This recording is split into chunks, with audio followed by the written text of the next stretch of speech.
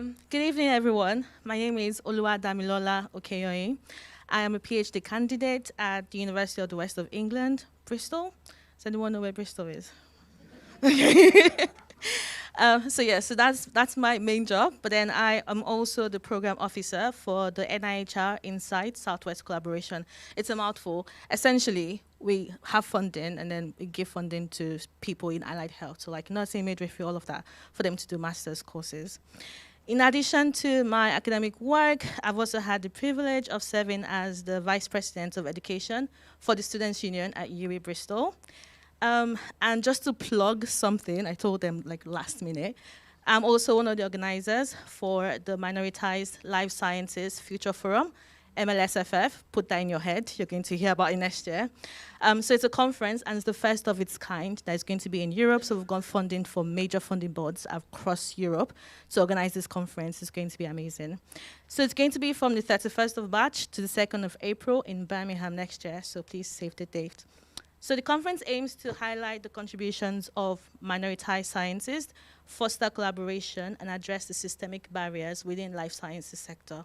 So we're focusing on pipeline development of minoritized scientists from undergraduate to postgraduate levels. It's a must attend. As I said, put in your calendars. If you are in sciences, all forms of science, you're absolutely invited to the event. And also spread the word, because we want to make sure that it goes everywhere and we get the people in the space so that minoritized people feel like they belong. Okay. It's truly an honor to be invited to introduce this event as part of the Bristol Distinguished Address Series in collaboration with Equity. Tonight, we come together to celebrate Black History Month. I was expecting a round of applause. Yes, that's good. With an incredible lineup of UWE's finest creatives as we explore this year's powerful theme, which is reclaiming narratives. So, interestingly, I was an equity student in 2020 during the pandemic. I remember I finished my master's, and I saw that they advertised, and I was like, okay, you know what? Let me get engaged in it. I had a fantastic time. In fact, I engaged with one of the events that they had, which was the Equity and Babasa TV series. And I know I included in my bio that I was passionate about influence, but being a positive influence and aspiring female scientists in the BAME community. So imagine, I remember that like last week and today as well. And for me, it was just like, it's like 4 years after, and I'm organizing a conference. So the impact of equity, the impact of representation, the impact of people being in that space and making sure that minoritized people can actually have access. The results, I am a result, so it's amazing, it's profounding. So for those who may not be familiar, Equity is UWE Bristol's positive action program, designed to offer personal and professional development opportunities, specifically for global majority students. Through coaching and mentoring, Equity is grounded in principles of race equity and critical race theory. At its heart, the program aims to enhance the sense of belonging for global majority students, create safe spaces for open dialogue about race and racism, and address the ethnicity awarding gaps that exist across the university. Each year, equity students are paired with mentors with various industries who share their field of interest. If you are interested in getting involved as a mentor and helping to shape the next generation of professionals, please connect with the equity team after the event to learn more and about how you can participate. And just so I can point them out, they're sat right in the middle there. So yeah. If you can speak to them, it will be amazing if you can be a mentor, if you want to be a mentor, and if you also want to be mentored, absolutely speak to them. So now, without further ado, it's my great pleasure to introduce your host for this evening, poet, producer extraordinaire, and UWE alumnus, Dr. Edson Burton. Round of applause, please.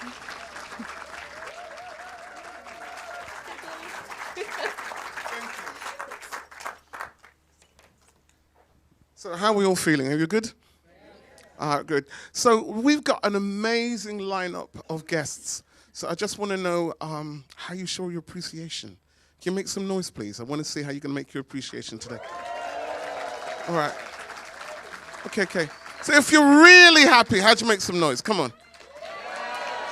All right, you're warming up. You're warming up. Thank you. Thank you. Please bring that energy to all our wonderful guests here today. All right. Thank you. It's a tight schedule. We don't have much time. So I am going to start by introducing Rob and Sean, Professor Sean Sobers and Rob Mitchell. And we are going to start with our first look. And then by the end of the program, after all our guests, we will have time for a Q&A. So please keep your thoughts, if you have questions, keep them in mind. And then we will use the final 20 minutes to hopefully shed light on some of the things that we would have skipped over in the time that you were here. I might be doing a bit of skipping and dancing, but hopefully verbally. Okay, thank you.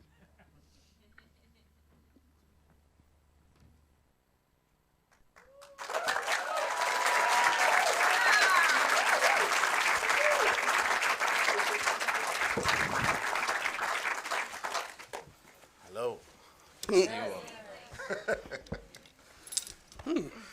So I've known these two gents for a little while, but just in case any of you here have yet to meet them, I just got share a few words of bio. So Professor Sean Sobers is a professor of cultural interdisciplinary practice at UWE. Sean's work has been exhibited and screened nationally and internationally. He has directed and produced documentaries for BBC, ITV, Channel 4, as well as a whole host of more locally focused works and in collaboration. His book, Black Everyday Lives, Material Culture and Narrative, Teens in Addy House, was published in 2023. Rob Mitchell is a media educator, producer, and spoken word artist. Most of his work has been with film and video. He's also a producer of print, radio, and multimedia, often for use in learning and community development. He's also a mean dancer and a great drinker of white rum at the Plough at the weekends.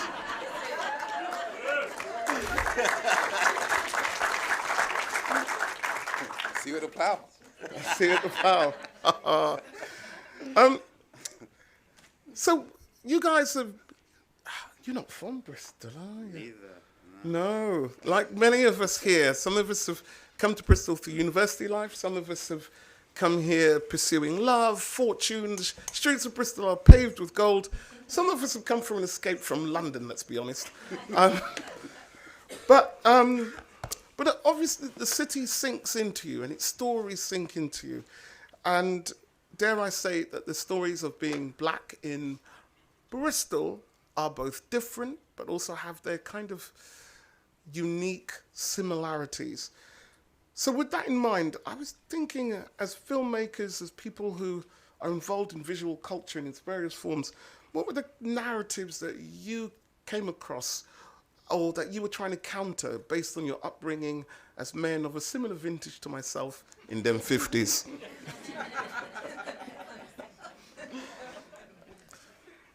So in general, I mean, thank you for the invite and the platform, and yeah, it's great to see so many of you here, and I'm always kind of humbled to be in these spaces, and yeah, so thank you. It does mean a lot. It does mean a lot.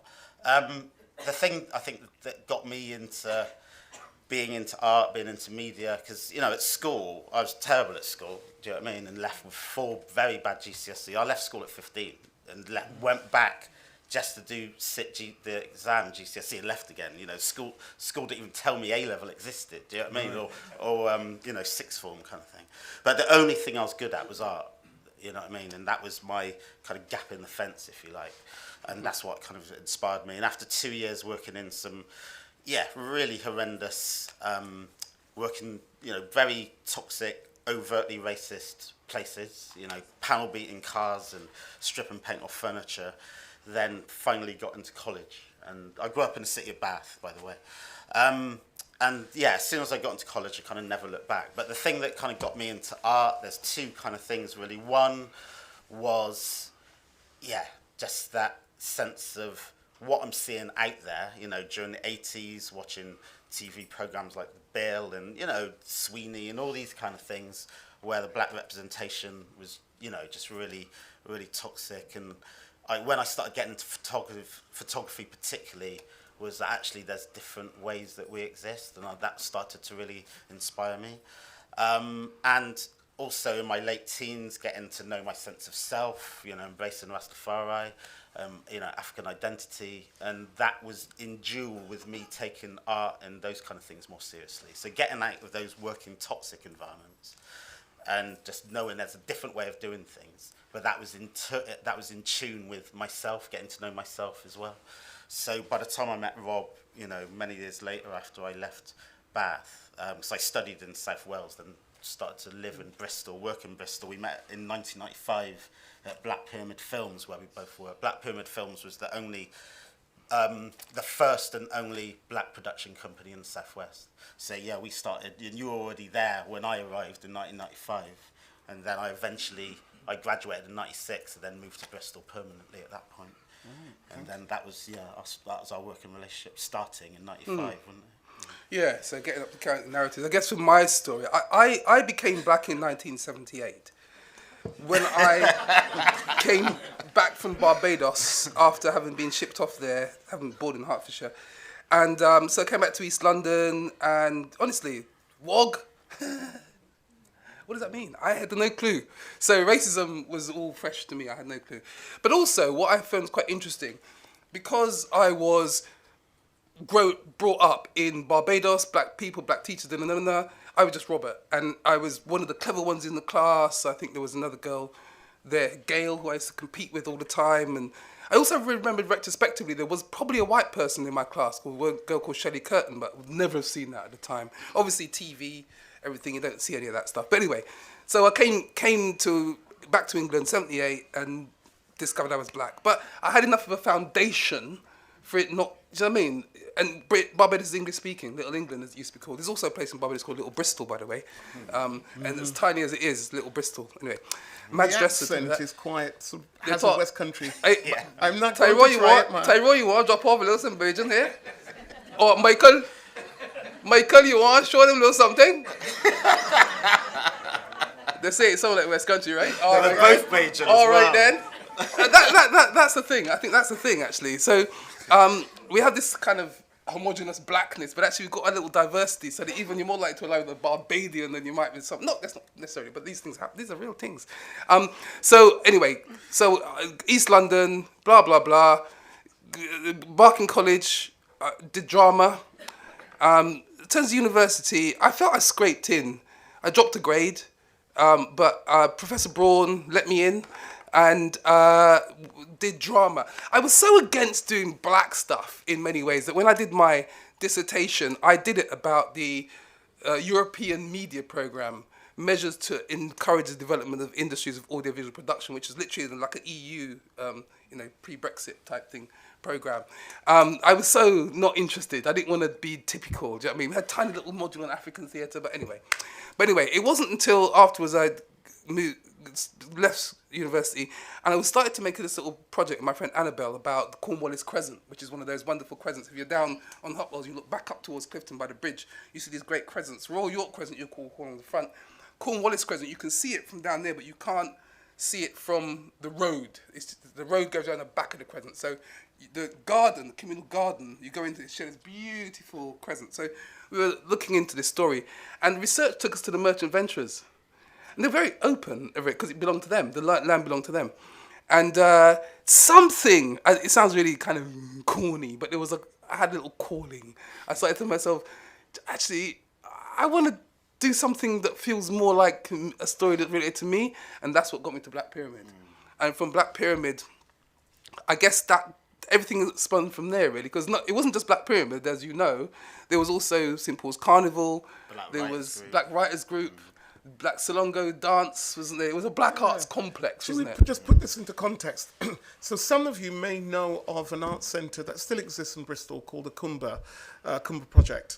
So when we were at the Kumba, this is a point in the history of Black British arts, Black Bristol arts. It was fully funded by Southwest Arts. And like the Drum and other hubs across the country, this were the places where basically black artists, people who are interested in art, the community and those who wanted to engage the community, very loaded term in many ways, but that's a dissertational, right? But that's where we would all hang out, and that's where we would be. And it became the hub and the place, really, where an incubator for Black Pyramid, for the Bristol Black Writers Group, and also I think it gave a direction and steer even to many of the artists who have made a career and a living in the arts. Yeah.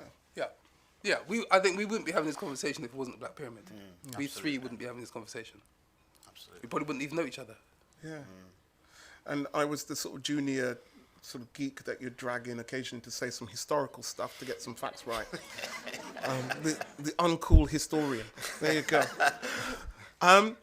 But thinking of the work that you've done, I wondered if we could see a clip of one of your seminal films. Yeah, so Under the Bridge. So we started Firstborn Creators after the Black Pyramid folded. There's a bit of an overlap, actually, but we founded Firstborn Creative Films in 1999. I was working at HTV Studios, and Rob was freelance media producer. And so, yeah, we came together, founded Firstborn Creatives, and the first film we made was called Under the Bridge. We started filming it in 1999, and it was broadcast on what's now ITV, HTV West, in 2000. And we filmed for a long period of time. So what we were interested in was the feelings and the legacies of transatlantic slavery in Bristol. You know, there was lots of kind of conversation, Festival of the Sea, these kind of things. And we weren't only interested in the facts and the historical, but also just, how it made people feel, but also how people were stepping up and started to, in terms of the theme, reclaim the narrative for themselves, really. And I think the interesting thing is, in 2020, when the Colston statue came down, people then wanted to know what it was all about for those that didn't know, and we found that film resurfacing and becoming popular because it kind of told that story, kind of thing, really. But anyway, we'll show a clip of that now. Thank you. You see over our heads, or should we get out of the way? I think they can see it. Yeah. Bristol's official entry into the African slave trade was launched in 1698 with a ship called the Beginning. For many years and generations, enslaved Africans were transported to the Americas and the Caribbean. Then more recently, in 1948, Empire Windrush brought West Indians to Britain. This was a new era for the African descendants and for Britain. This era also brought to the surface uncomfortable questions about Britain's past. Myself and another woman called Colleen Hall became involved in a black women's group called Visions, and they knew of my interest in African history, and they asked myself and Colleen to actually do a class on African history. It was around 1991 that I did my first tour. I was so passionate about the issue. I just felt that, my God, the information is here about the enslavement of our people, but how many people actually know about it? So I started teaching. And it was quite a small tour. It included the caves, it included the Georgian house. John Pinney made his wealth through the enslavement of our people in Nevis. The tour also includes Henry Church, where Scipio Africanus was buried. One of the women broke down in tears when she found out about the information, because I went through the same process a few years prior to that. It was partly surprising and partly not to see her so upset. But we talked it through, we went through a process within the class, and it's just making sure that the information that I know was passed on to them, and they can develop that by maybe the same means that I used. So yes, it was quite an experience. What I incorporated in my tour is as much information for the people of the tour to make their own decisions about Bristol. It wasn't about giving my view, it was giving a holistic view of a variety of people of doing their own research. I think it's important that people actually find out for themselves. So I thought my role really is literally physically taking people to these 4 points and guiding them as to where, just telling them where I found my information, which was the Central Library. There seemed to be a great reluctance, and some would even say a conspiracy of silence on the part of the modern Bristol authorities to share any real knowledge of its slaving history with its public. Though if the desire was there, some information could be found. The lack of reflection on the plight of the Africans contrasts greatly with the civic glorification of Edward Colston, renowned Bristol benefactor, but also slaving investor, and John Pinney, slave and plantation owner, and though not a slaver, John Cabot. the maritime exploits of the city were celebrated in the highest fashion in 1995 when Bristol hosted the Festival of the Sea, with John Cabot's ship, the Matthew, as the centrepiece. The festival was a spectacular extravaganza attended by the city's great and the good. I name this ship Matthew. May God bless her and all who sail in her.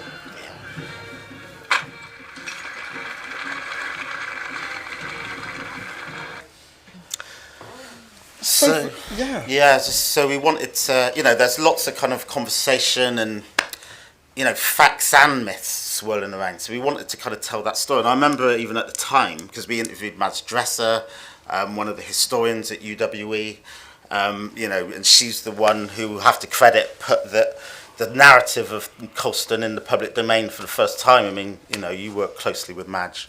Yep. So we kind of thought, as filmmakers, obviously we're interviewing people with the knowledge. It's not like research necessarily that we'd done that ground research, but we found the people doing that research and telling that narrative kind of thing. So then it was interesting in 2020 when that film itself became a part of that research, if you like. Do you know what I mean? So it was kind of Became an a interesting... primary... Yeah. And what was the year, just to remind the audience, what was the year that you made this film? So 1999 and it broadcast in 2000. So that was the year. It shows the launching of Perrow's Bridge, the Horn Bridge just across the way, named after Perrow Jones, who lived in the Georgian house, enslaved in Nevis. And also it was the year of the Respectable Trade exhibition, which was the first time the city had told that story officially, which was a huge exhibition at the time. Yeah. So it just gives you some sense of the context then, with the statue being toppled in 2022, of how long this conversation around Colston... 2020. Thank you. Yeah. Thank you. All the 20s, all yes. the 2s. The pandemic was one great blur. So when people are like, what's it all about? What's Colston? Yeah. No one's been talking about this. It's like, there's some people that have been talking about this for a very long time. From time. The not guilty verdict was 2022. Sorry? The not guilty verdict was 2022. 22, yes.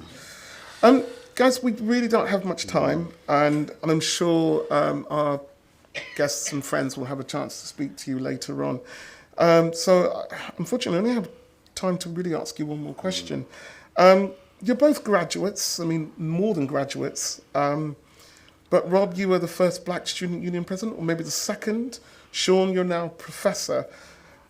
How do you think the life for Black students today has changed from your time? What kind of challenges and opportunities do you hear about, and do you recognise them as being consistent with your experiences or different? Rob, you mentor both at university and other levels at which you meet young people. How do you think things have changed or remain the same? I think people will be pissed off with my answer. honestly. I was the second black president at the University of Bristol. The first one was in 1958. George Odlum, who went on to be leader of opposition in St. Lucia. And that was 1958. The other thing to remember as well, the students at Bristol University were crucial to the whole 63 boycott, for example. And while it's not like Goldsmiths, that kind of radical university, student is a time for that. I think in the light of some things I've been considering of late, I think there's a lot more insecurity when there shouldn't be about being black. So, and that's what I'm looking at my answers. So, look, for example, finding a safe space, I do acknowledge there's a need for safe spaces. A sense of belonging, why don't you already belong, etc., etc. I think there's actually probably some of that insecurity is supported by whole narratives that have evolved with critical race theory and everything else. I'm going to sound like Kemi in a minute. You can think right? Listen, Kemi and them have a point to make. I think that there's a difference, for example, between blacks and Africans, where Africans are more connected to language, to culture, to philosophy. I think blacks, Americans, and have much more insecurity. So how that fits into the university context, I know there's a lot more people come straight from Africa, etc. now. So I think, don't buy into our black insecurity, just own yourself. That's what I say. Provocation. Yeah, exactly. that's what I say. Okay. Thank you, Rob. Sean. There's so many different ways into that question. I mean, the thing that springs to mind is it was only about 3 years ago now, which sounds like a lifetime, maybe about 4 years ago. But there was a black student that I saw on the 3rd floor of Bower Ashton, which is the photography floor. And there was a photo shoot going on with like black models, and there was a poster advertising this project that had a very definite black identity. And I went out there, I was like, oh, I wonder who this is. This looks fantastic, you know. So I kind of searched out the student and found out about the project. And, you know, she wasn't on the photography course, but she was using the studios. So I was like, oh, this is great, you know, let me know if you need any support. It looks fantastic. And I asked her about other projects that she'd done in a similar kind of narrative, you know, about black identity. And she said that was the first time she'd done a project about black identity, even though she was in the 3rd year, because she felt too self-conscious to do it in the 1st and 2nd year. And my heart broke at that point. You know, they're paying all these fees to do it in a university which does support expression, but even then, with all the things that we tried to put in place, she still felt too self-conscious because she was the only black student in her class, you know, no other black tutors, etc. And in an art school, you would just hope that whatever you want to say, you get to say it. Do you know what I mean? So I'm not even saying anyone stopped her. So it goes back to the insecurity point, I guess, that you just want that space to be where you can express yourself, sort of thing. So I think people the idea of kind of safe space is very real. People, it is real. People want to be able to express themselves and not feel like, oh, I'm the black student, I've got to talk. But I think even as staff members, as black, you know, we can be the one to become the EDI expert or the EDI champions, or to speak up about these kind of things. So I guess there's a dual thing where it's part of our, you know, we find out we're black, it's part of our life identity, do you know what I mean? In terms of we live in this skin every day, but at the same time, we also don't want that to be our defining It's a paradox, sense of isn't self. it? So it is a paradox. So we have to live with those paradoxes, I think. Do you think students, and I put myself in this, having once been a student of life now, I hope, do you think that there is an unwritten tension around assimilating into the culture of the university that could be different from one's home? Which culture? There's so many cultures to a university.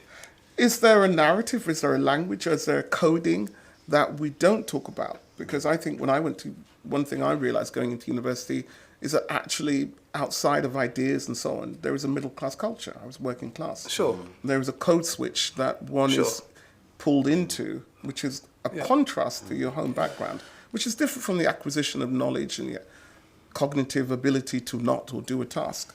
I mean, I've been at university 22 years now. I've been teaching at UWE, and I love it. Do you know what I mean? Like, before this, 3 years was my limit before I get itchy feet or want to move on. Do you know what I mean? So I do love what I do, and it's a privilege. And I have seen things change. There's more black staff, there are more black students, and, you know, things like equity, who are putting on today, did not exist. They weren't a blink of an eye. Do you know what I mean? So it's not that things haven't changed, they absolutely have, but I think it's all relative, because now students are paying fees. You know, when fees came in, this is for all students, not just black students, definitely saw an increase of mental health concerns around students. Anxiety was much more real thing. Even in our courses, students want to explore mental health in their projects. Do you know what I mean? Right. So these things impact on working class and, you know, across the range, not just in terms of race. So when the stakes are higher to go to university, then you see into society you're still not getting those opportunities, etc. When you invest in a community like a university, you don't want to see the inequalities that exist in other spaces. You know what I mean? So I'm all for students when I see them doing initiatives, and do you know what I mean? It's like, yeah, great, because I would have loved to have had that when I was a student, when I was in South Wales. You know what I mean? So I think things have changed, but, you know, obviously there's always ways to go. So I always applaud initiatives when I see them developing. Thank you. Guys, I'm going to have to pause us there because I'd like us to have a look at the work of Elias Williams, who's not with us today, but he has sent through a wonderful film, and also the work of Olu Osinikwa. Did I say that right? Yeah. Okay. So, could we run Elias's film, please? The Black Samurai arrived on the island of Japan in 1579 with a Jesuit priest. It is said that so many people gathered to see his dark skin that a Jesuit church nearly collapsed. Upon hearing the noise nearby, Oda Nobunaga expressed an interest in seeing the foreign man. Suspecting that his dark skin was black ink, he had Yasuke stripped down and scrubbed.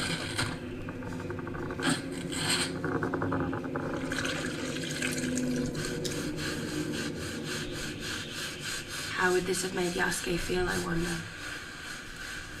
Did the scrubbing cause him pain?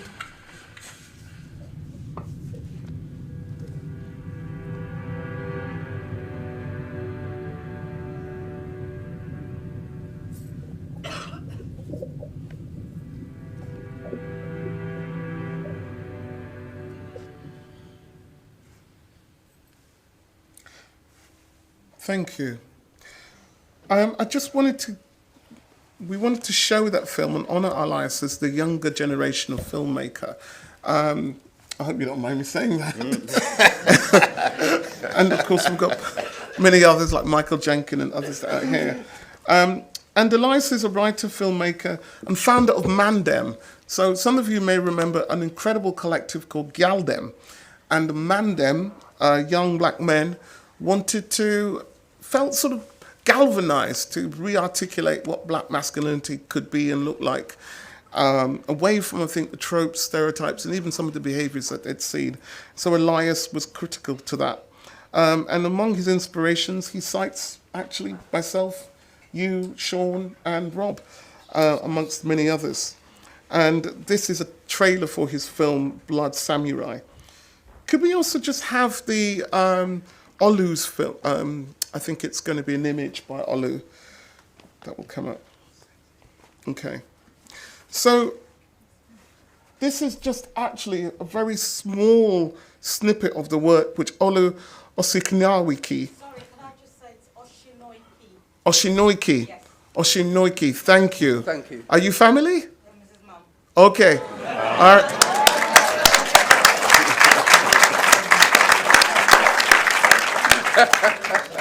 Mum, if you have a slipper, please don't use it on me. Oshinoiki. All right. So Olu Oshinoiki so UWE was critical to his time here in Bristol. It offered him a chance to explore his creative practice, but also to explore historical and social narratives and matters of identity, which I think he perhaps had the opportunity to encounter beforehand. And he graduated from UWE, having co-created an exhibition around Edward Colston. One of his most stunning pieces of work, which I had the pleasure to see at the RWA, is called To the States, or To Still the Saints, which captures Windrush-era women with grace and strength, turning them into modern-day saints. And these are women who are very much part of the Black British community today in Bristol. His work not only revisits history, but also fosters a broader conversation about representation and legacy. Again, his inspirations include his God, his family, Bristol, Professor Sean Sobers, and also he has contributed heavily to the city and worked and collaborated with institutions such as RWA, the Arnold Feeney, Bristol Museum, UWE Bricks and Babassa, and the Royal West of England's Academy. Can I just say, because Olu was on our photography degree, and for every student that I said, you know, where that was the first time she did a project around black identity, Olu was the opposite of that, and I have to say that balance. Olu came in incredibly impressive from day one. Do you know what I mean? God bless you. Well done. You know, in terms of the level of, care, intellect that he wanted to bring in, exploring different ways and stories within kind of black experience, etc. Absolutely brilliant. So it's no surprise when I see what he's doing now. You know, absolutely brilliant student. So, yeah, thank you. That's down to a self-presence, though, isn't it? Yeah, he's very confident, very articulate, you know, wanting to read and learn, you know. And again, you know, to see a student like that have the confidence and also the direction that they then go in terms of the entrepreneurial spirit, and also I think with Olu as well, recognizing that in the creative industries there's not just one thing, you know, so he got involved in like video and facilitating projects and working for Rising, and you know, and realizing that actually what you've got to offer is not only one narrative, it's using your creativity for many different ways. And yeah, Ollie was really clued up on that. I will say one thing that we're missing there. I know with Ollie as well, I know you mentioned God, so I know church is very important. So I gather, right? So I'm not a church goer, I used to be. Gave that stuff up a little while ago.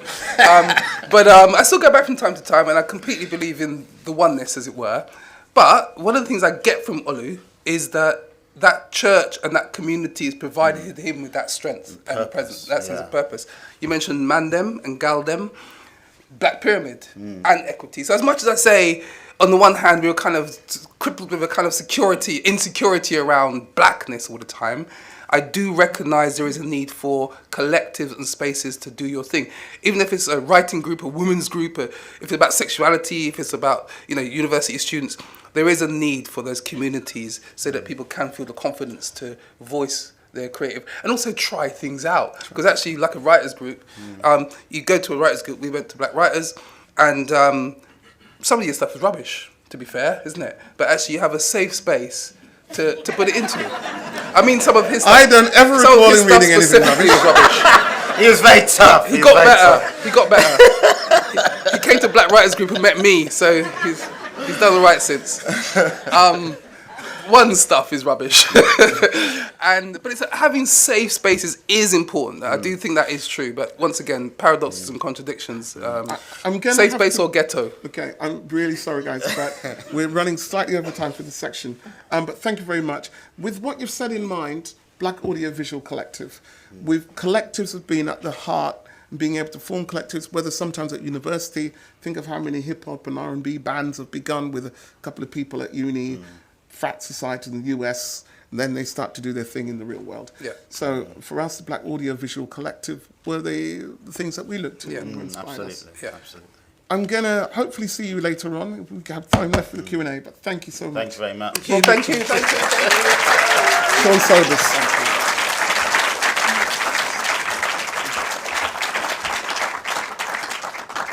Now I'd like to introduce my next guest, Nadine Gingle?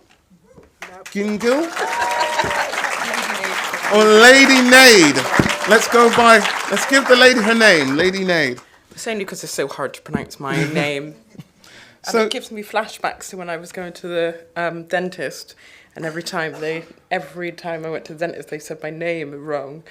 And then the whole experience was then to have my mouth looked at and braces on, so I associated the mispronunciation of my name with braces. Yeah, and trauma from going to the dentist. Oh, okay. Well, we have braces in common. Yeah. I was called Wolfman for the first 15 years of my life because my teeth entered the room way before I did. And to make life even more interesting in the dating stakes, I combed my hair backwards. And I had an afro, so... I kind of rebelled against wearing my retainer, and so all my gaps came back. It was hilarious. Yeah, all that but time. I call it my Ghanaian gap. There we are. There we go. We're okay. But can I just say a little, just to let people know who you are? Okay, I'll reclaim my name in a positive way. It's Nadine Gingill. Gingill. Can we say it, everyone? Nadine Gingill. Thank you. Gingill. There's a guy who's created this website with loads of names, second names of Gingill, and they're all pronounced and spelt differently. So there's some confusing information out there. Okay. Correct information, but it depends on who you are. So I feel like I've reclaimed my name in this moment. So thanks so much for that. Thank you. Now, go on. You've been nominated for Artist of the Year by AMA UK Awards in 2023 and a Song of the Year win at the UK Americana Awards in 2022. You are one of Bristol's most influential women in 2022 You are the rising star of the Americana scene, according to Ralph McLean, BBC Radio Ulster. Lady Nay's journey through Bristol's music scene has helped her to become an inspiring role model in British Americana, called to Jen Long, the line of best fit. And according to Carice Matthews, you are a pure voice that gets stuck. Yours is a pure voice that gets stuck in the mind. Well, I know that you mentioned that, it was the teeth that first came through the door, but I don't think I'm going to be able to leave now that my ego has been complimented so much in just a small period of time. Are you planning to keep me here all night? I'm planning to keep you here. But I have to say, having worked with you and known you and seen your music and just grow, I think it's richly deserved. It's far from ego, incredibly humble. What's your musical inspirations? How did you end up as a woman from South Bristol doing Americana? I know. Grief, actually. I experienced losing my grandmother when I was 10 years old, and she was one of my primary caregivers. And she was very spiritual, and I believed that I could reach her from where she had left this plane, and I just thought I could reach out to her. And so I started to write her letters. She used to sit in front of our fire and tell me stories about people that were passing through the house that were not with us anymore. Her sister, for example, who had passed away, and how her sister visited her and said everything's going to be okay. So I just thought, okay, well, if my nan can reach out to people who are no longer with us, then maybe I can reach out to my nan who's no longer with me. And so letters, they turned into poems, and poems turned into eventually songwriting. And I was always just trying to connect with this huge amount of loss that I felt, and then I realised the positive connection between music, art form, and expression with mental health. Mental health, is grief, and experiencing grief at a young age gave me my first experience of my first brushstroke of mental health. Thank you. How did you know it was singing? I mean, for some of us, we have an inspiration to express. But with singing, was it the voice, or was it that you sung and then realized you had a voice? What was the journey there? Yeah, it's true. I think when you live in a grief, when you live in a family and you don't know, my nan was central in terms of she was the beacon in our family. And so when she passed, no one knew what to do, and so that it created this family disease where everybody kind of just shut down and didn't know how to use their voice and didn't know how to speak. So singing just became a release of this darkness that I was holding on to, and it started to turn that darkness into light. I started to release these stuffed down feelings that were creating disease, which was depression and headaches and illness. We mentioned anxiety, not being able to express how I was feeling was causing me so much pain, and singing was a relief for that. And again, that takes me to discover this amazing, powerful tool of music for holistic and well-being purposes. Right. And you heard Tammy Wynette one day and thought, that's the style I want? You weren't going to R&B warble? What was it, I grew up listening to my granddad's eclectic rock and roll American mix tapes, and growing up with my grandparents gave me a completely different perspective on what the people in my generation were listening to. So I was actually just responding to what I had available to me, which was American music. So I have loved Americana and American music since I had that lovely, wonderful time growing up.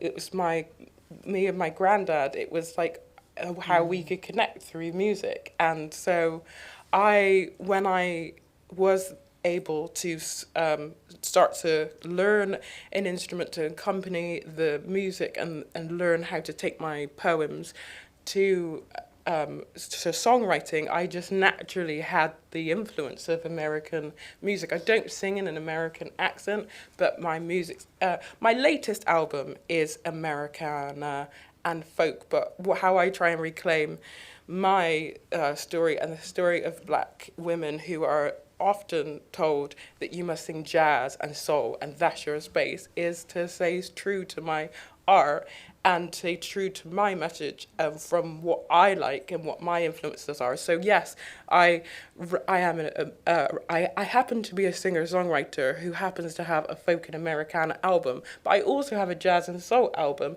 and I also have a folk and jazz album, and I try to resist being pigeonholed, and that can be quite a fight sometimes because the narrative is, but you're a black woman, you should sing R&B, you should sing soul, and I'm like, I will sing what the song needs. I am a songwriter. I'm a singer-songwriter. Thank you. And you know, what you said then just really struck me, because I grew up thinking that rock and roll was all about white men with mullets, right? And then, you know, and I didn't mind the white, you know, the mullets and the, I don't know, the crazy guitars and blah, cod rock and all that. And then I saw Prince, and I thought, what's the brother doing? You know, well, why is a black man playing electric guitar for 20 minutes? You know. See, that's funny, because I grew up with the impression that rock and roll was about black men. Oh. You're younger than me. And Chuck Berry. Yeah, a little bit. And Chuck Berry and, you know, names like Lead Belly or, you know, the keepers, the inventors of folk and rock and roll. And I feel like I just didn't see very much female representation in that rock and roll until much later on, with knowing that, you know, Sister Rosetta Tharpe. I felt like I couldn't see myself in the rock and roll world as a black female in the music that I was listening to. But you have Joan Armatrading, and I was playing guitar at the time, and you have Tracy Chapman. So I found a way that I could see myself playing an instrument. Beyond, with jazz, you've got Nina Simone, you've got Sarah Vaughan. I could have that representation of, I can be a singer in the jazz scene because there is that representation there. But how can I stay true to who I want to be and play my guitar and write my songs and look at examples of singer-songwriters? It wasn't in rock and roll as a black woman in what I had at the time was from a male figure, you know. So that might have been different if my grandmother had lived and we were listening to music. She might have introduced me to the music that I then discovered later. Yeah, thank you. But it's true that, you know, people do think that in Britain that the blues started with Eric Clapton, and we do see a lot of white rock and roll. Yeah. Yeah. But to be fair, I guess this is the way that you reclaim the narrative, and that's the most powerful thing, isn't it? That we actually have a history and a heritage in folk and in rock and in Americana. Yeah. I guess one of the things for the students here, either online or in the room, and some of us students of life, you're gifted with this amazing voice. I don't think I'll leave. I won't be able to leave.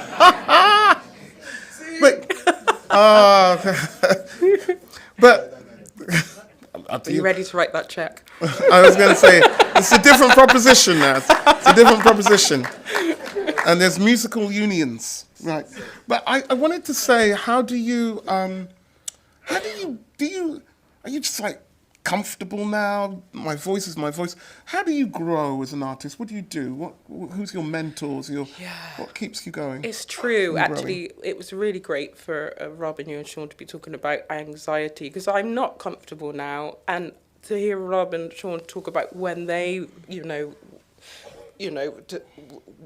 year that they realised that they were black, or they decided to claim that they were black, it's great to hear that, because I've never heard that being voiced before, and I feel that I am a very insecure person, and I use meditation, and I use therapy, and I use mentors, and you've been a great mentor for me, and you've always had my back, and you've always looked to support your community, and there's so much strength in that, because I grew up in a white household, and I was conditioned really as to have to be white conditioned. And my granddad, bless his heart, I don't think it was intentional, but because my mum is white and she was experiencing a lot of racism, we got moved to South Bristol, and people typically assume that I'm from in Easton or St. Paul's, but I grew up in an area that was much more rife with racism. We were a few of the only multicultural families, and my granddad would say,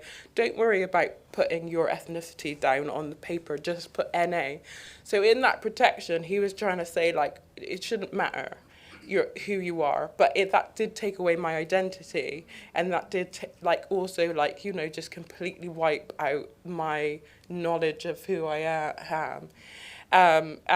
Or want to explore that, because it was like, it doesn't matter who I am, it doesn't matter where I come from, and actually it does matter who I am, and it does matter where I come from in terms of being able to then live inside my body in a confident way and be content with who I am. So that's something that I'm still practicing every day, and I think the support is in the community. It's in it being okay with being not okay all the time, in vulnerability as a strength, and just having spaces and being able to have the opportunity to, in an unjudged sense, share my truth. Yeah, thank you.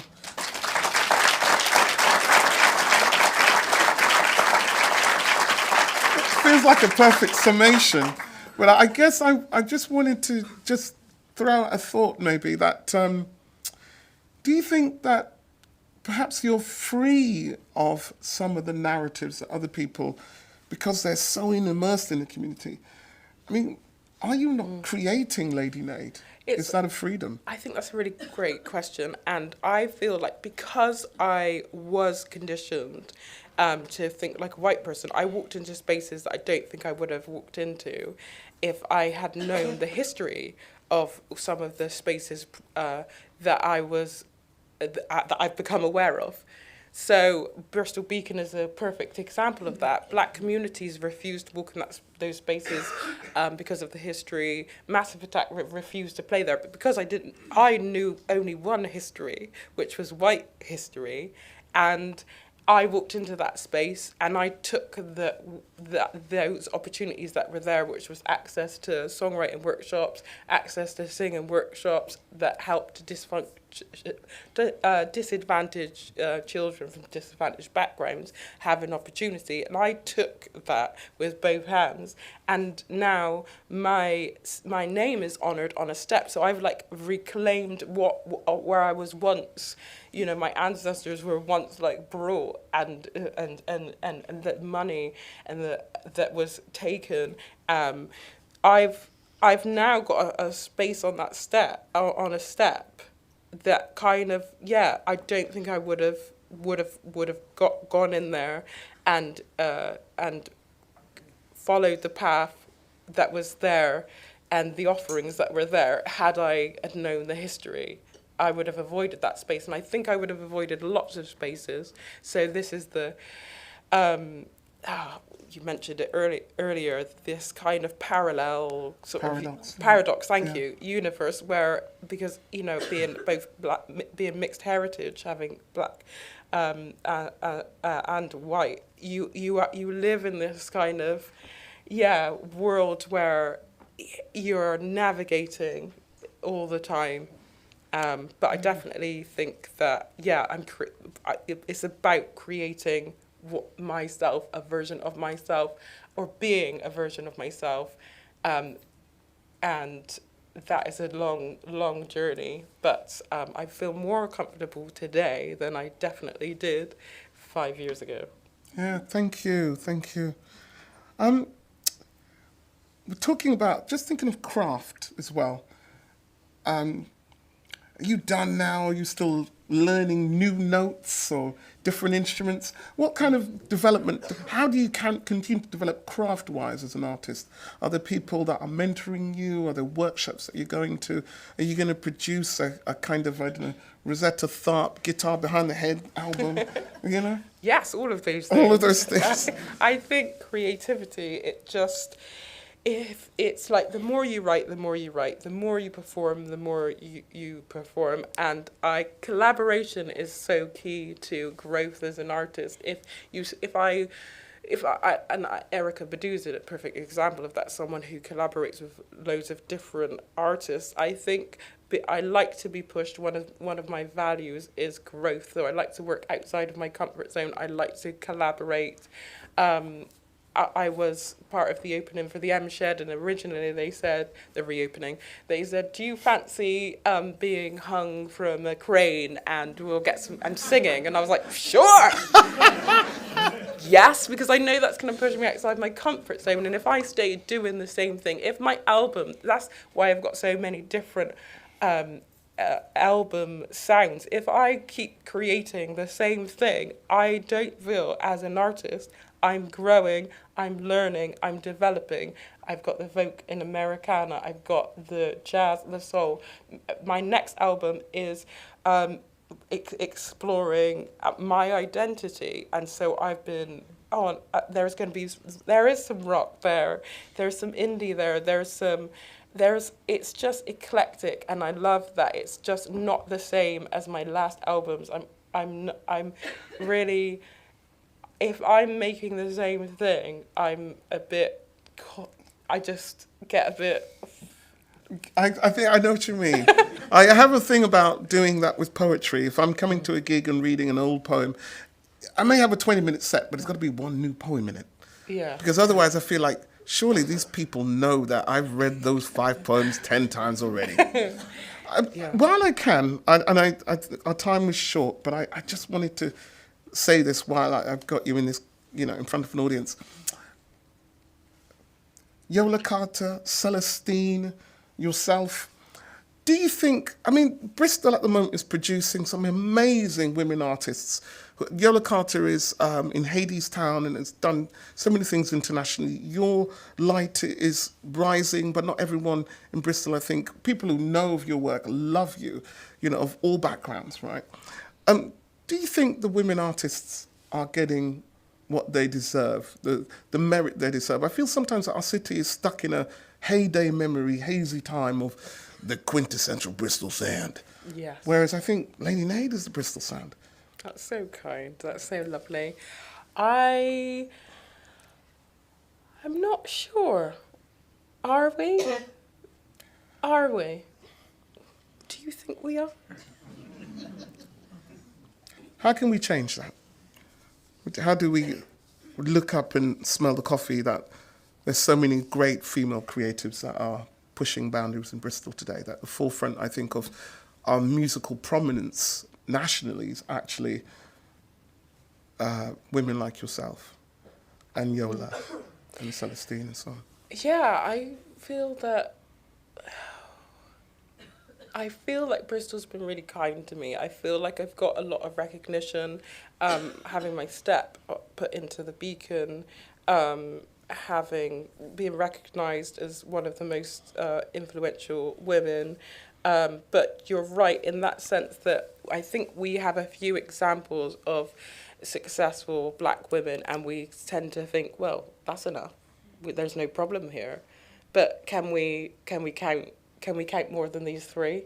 And I think that, how long, we must kind of think about that. How long a list before we start running out of names? And so that's not about, having that equal representation if we kind of run out of names after about 5 or 10. I think we need to really be aware that just because we've got these examples from myself, from Yola and Celestine, does not mean that we should stop or any means try to create and cultivate ways for emerging talent, new talent, and current talent to continue being heard. Just because I have my name on the step doesn't mean that I don't need any support anymore. Doesn't mean that I don't need any a fan base or people in my corner, because you do. You need the support every day. Every day that you exist as a creative, you need support from someone in some point of your career.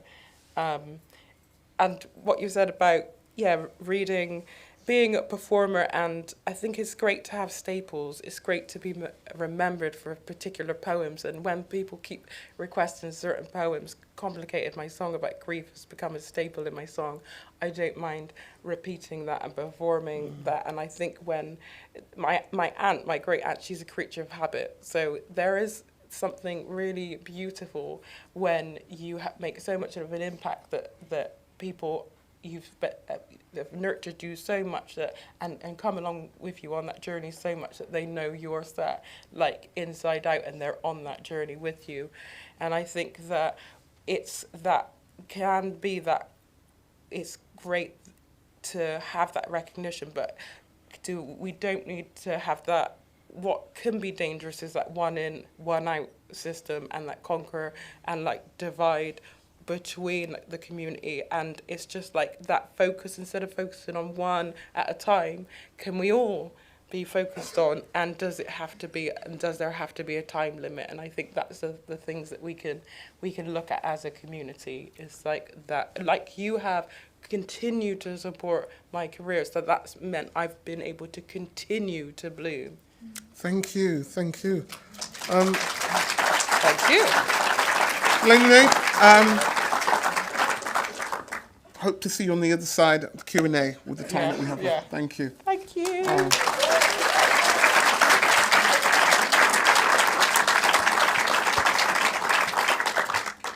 And I would say, again, one of the many things to take away from what you've said is, of course, for those of us who are developing our work and retaining our practice, is to just remember, of course, that universities are a great space in which we can develop all those skills around navigating the creative industry, around how to gain fan bases, to think about the technology, but also the resilience and the creativity.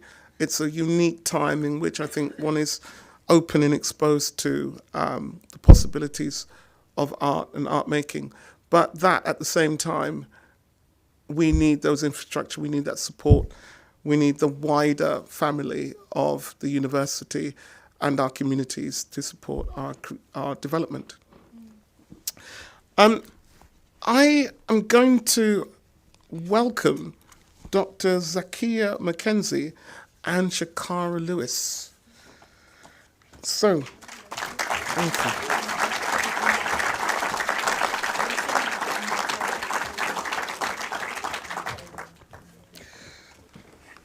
Dr. Zakiya Mackenzie is a writer and cultural historian based in Bristol. In 2019, she was writer in residence for Forestry in England, and in 2021, she was artist in residence at Studio Voltaire in London. Her 2021 Rough Trade books, historical fiction pamphlet Testimonies on the History of Jamaica, Volume 1, explores the natural and social history of Jamaica in 1655. Zakiya is the winner of the Olivet Otelli Prize in Black British Studies, convened by the Institute of Historical Research. She completed a PhD in English from the University of Exeter on the history of Black British newsprint in December 2023. Shakara is a Jamaican-born artist whose practice includes writing, performance, using AI and creative technology, and filmmaking. Starting with the Black Lives Matter and Kill the Bill protest, they have since collaborated with organizations supporting a queer global majority artist. Shakara was the 2024 Lyra Fest poet and is a member of the Sonda Spoken Word Collective. Her work merges identity, spirituality, and heritage. So, I guess, in a sense, I initially wrote these questions thinking that I was talking to you both separately. But actually, many of them kind of resonate, I think, as collective answers. You're both of Jamaican heritage. And I just wondered, how do you feel the experience of being in Britain and navigating the academic world here in all that, both the academic and the cultural sense? How does that differ from growing up in Jamaica?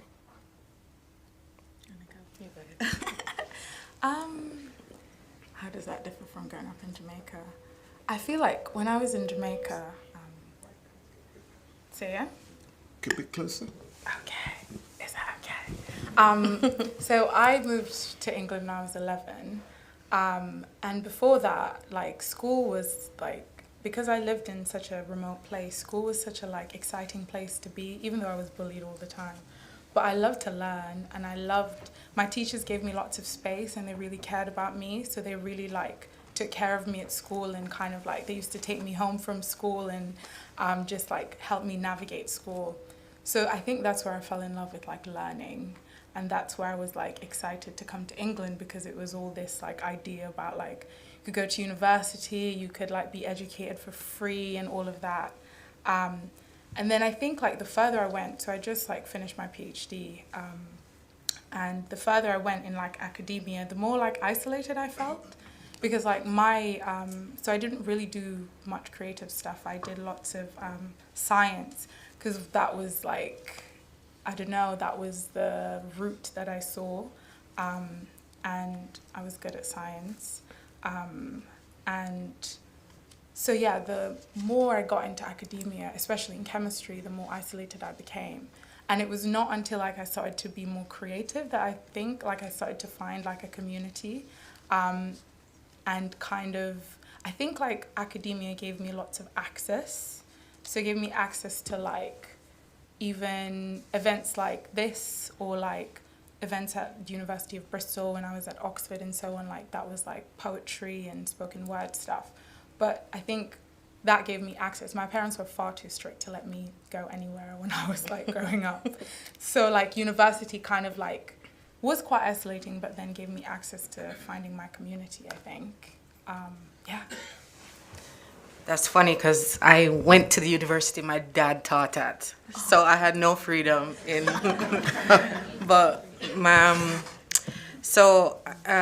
you know, I think isolating is a word I said to a lot of people today too, because I, you know, have just finished a PhD and kind of just back in the community. And I was at an event on Saturday working, and someone said, "When did you move back to Bristol?" Right? I'd never left Bristol. I was just sat in front of a laptop, you know, writing for a long time. But I have a similar experience as Rob, in not that when I came to England, I recognized I was black, but I grew up in Jamaica. So my parents, I was born here, my parents went back to Jamaica. And so and in the very same way that Lady Nate said, I had no fear, because where I come from the prime minister to the man who sweeps the street, they're black. So I shouldn't be here, because everyone at every part of society was black. So there was, and also like, you know, I had both my parents were educators teaching at different levels. So and I think I'm the baby as well. So it was almost like there was nothing I couldn't do. I think I had an overconfidence problem because of that setting, right? But and in the very same way, when I first moved to Bristol, so I left Jamaica, came to Bristol, not back. I was born in South London, but I moved to Bristol.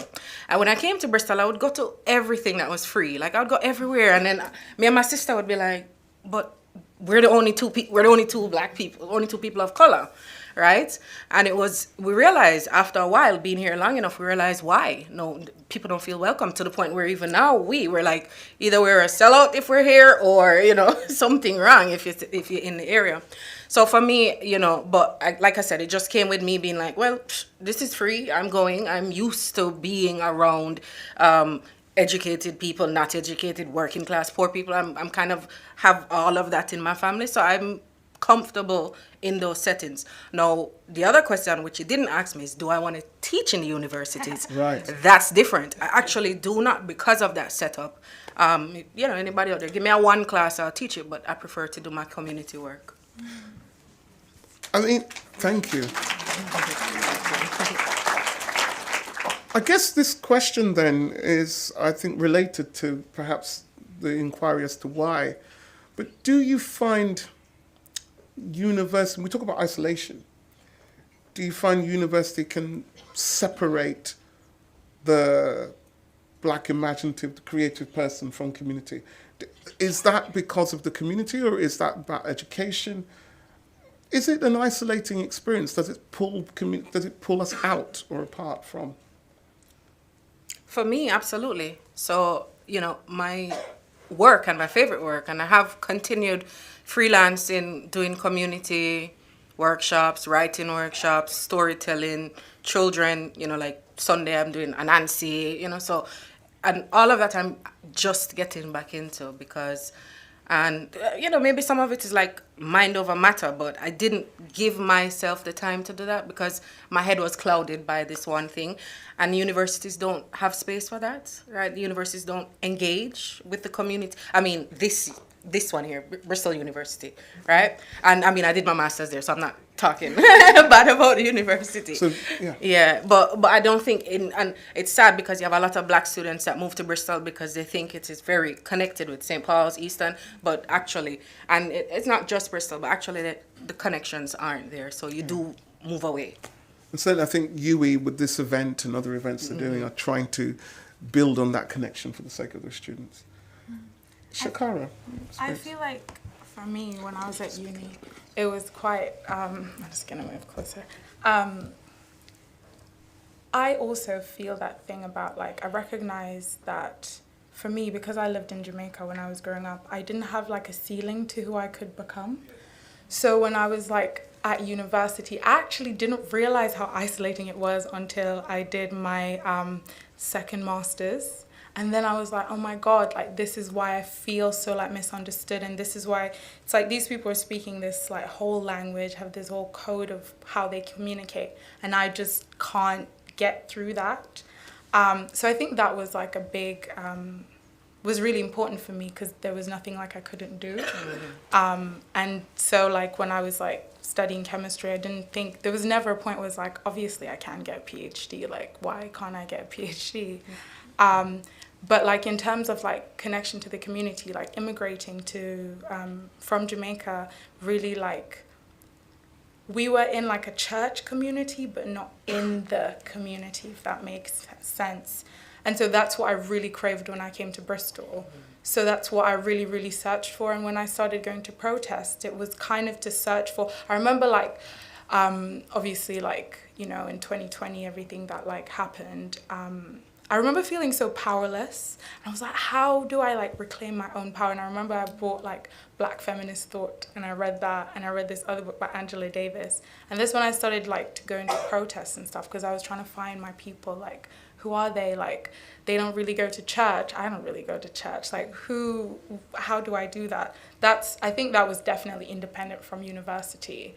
There were certain things that helped me gain access to it, but it was actually me. I think it's called negrescence or something like that. It's it was actually me trying to think, oh, I'm a black person. What does that mean? And how do I actually show up as my best self and as a black person, Thank you. What do you think universities could do then to reduce that sense of isolation? Because there are black students at UWE, there are black students at Bristol University, postgraduate, undergraduate, and yet we, I think, can share experiences of feeling isolated. What is it then about the experience, and is there something that the university can do? Or is it outside the university's hands? I don't know. I feel it's not meant, in its conception, it wasn't meant to be an integrative space for people of color to come and learn. Lots of times, I feel in the field of chemistry, which I'm more familiar with, most of the people are men and most of them are white men. And so it doesn't feel like it's a place for you to come and share your it's almost the only thing that they think is important is your chemistry work, for example. But as a black person, so much of who you are is has to be included in your work and in the space that you're a part of. So you don't just come to work and sit down, have lunch, da-da-da. You have to navigate so many things to get to work and so many things to sit down at your computer. I think universities don't really get that. You have to code switch, you have to whatever food you're bringing, whatever, you have to put on as an armor to get to work. And that's heavy. And I don't think universities actually recognize that. It takes so much to show up as yourself, to do the maths or don't they have rice and peas on the menu? No. I did go to a meeting at the University of Bristol just before I came here, and Glenn's was the food, Oh, and so okay. they've got Glenn's from St. Paul's on their approved list, you know. So it's things like that, right? It's working with the community, right? Everybody know they want good Jamaican food. You go to Glen in St. Paul. It's a group of Caribbean scholars meeting. They've done that. So it does take people who want to do it, who want to kind of make the connections. But also, you know, events like this, I'm so much about take the meeting them from out of the big Ivory Tower. Bring them down on Malcolm X. Bring them here. You know, bring them to Eastern Community Center, and you'll get different people. They'll learn about things, and then they might start coming up the hill, or you know, or going to Stoke Gifford for the different events or the different check-in or tour. Take your child for a tour or something, right? It's so what always really shocking to me, and it might be different, no, because you know we did this bit of research in like 2016. So from Lawrence Hill to Clifton on the train, I think it's 8 minutes on the train, and in 2000 we did the research in 2018. It was a 10-year difference life expectancy. Oh wow. 10 years, right? It's 8 minutes on the train. 10-year life expectancy difference. It's just, it shouldn't be, right? And I think the institutions have a role to play in like shortening the gap in between us and extending life for all of us. Yeah. Thank you.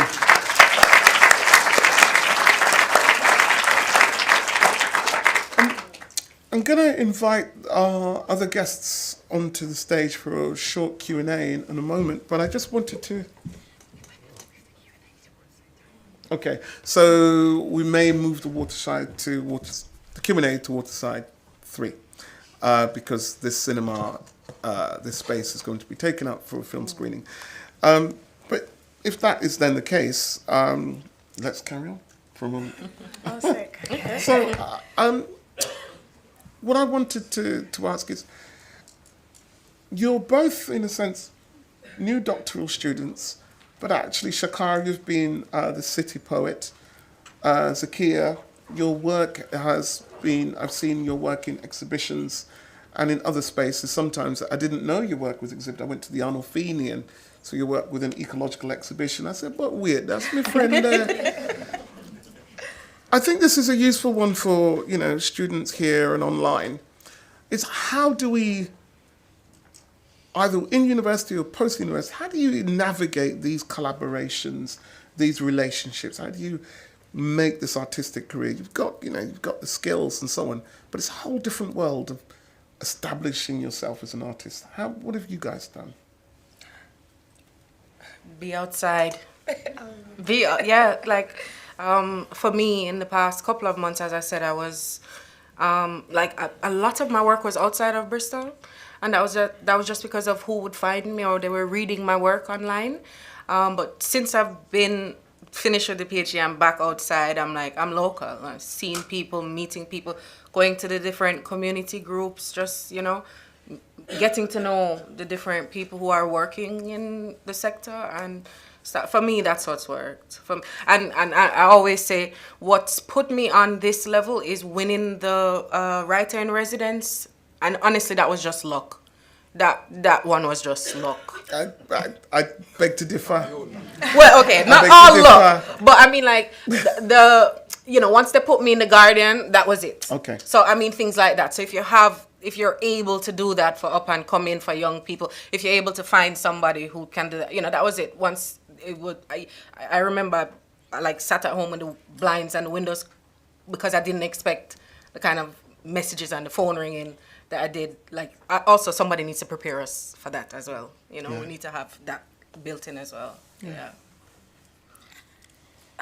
I feel like be outside is a vibe. Because like when I had a horrible breakup, and that was the thing that that put me out into the community, because I was like, I have no friends. I need to express myself because there's a whole lot going on. So then I just like went to loads of like open mic nights. I just like went everywhere by myself. I went like roller skating by myself once. I had no shame, and I just really needed to be out. And now that I'm finishing my PhD, which is like coming out of a hole, literally, now I feel like I'm seeing kind of the fruits of the efforts that I made in that time.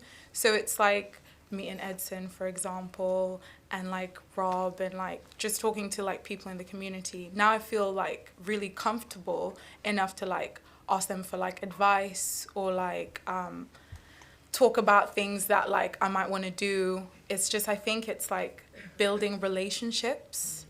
I think that for me, that's what being established, quote unquote, means, because it's like reaching out into the community and kind of like being held in the matrix of the community. And I think, yeah, be outside is like the thing that you should do. Yeah. Be outside. Thank you. I'm going to finish on that note. Thank you. Hashtag be outside. Be outside. I think that's perfect. So before we close, I just wanted to say, because we're going to Waterside 3, and I believe we're going to be able to have the Q&A there, but I'd just like to also say that Olu's work will be on display, but so will also be the work of one of our most prolific and most well-established young artists, Jazz Thompson. And Jazz's work is right across the city. She sat at the front here, but with rather her pen or her pencil or whatever laptop interface she uses do her talking for her. But her work is on display at the PM studio, and you can find out much more about Jazz's work as part of the visual arts community of Black Arts in Bristol.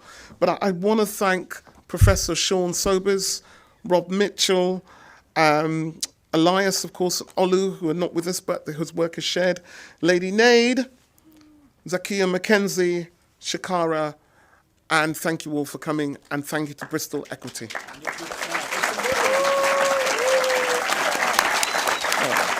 Thank you.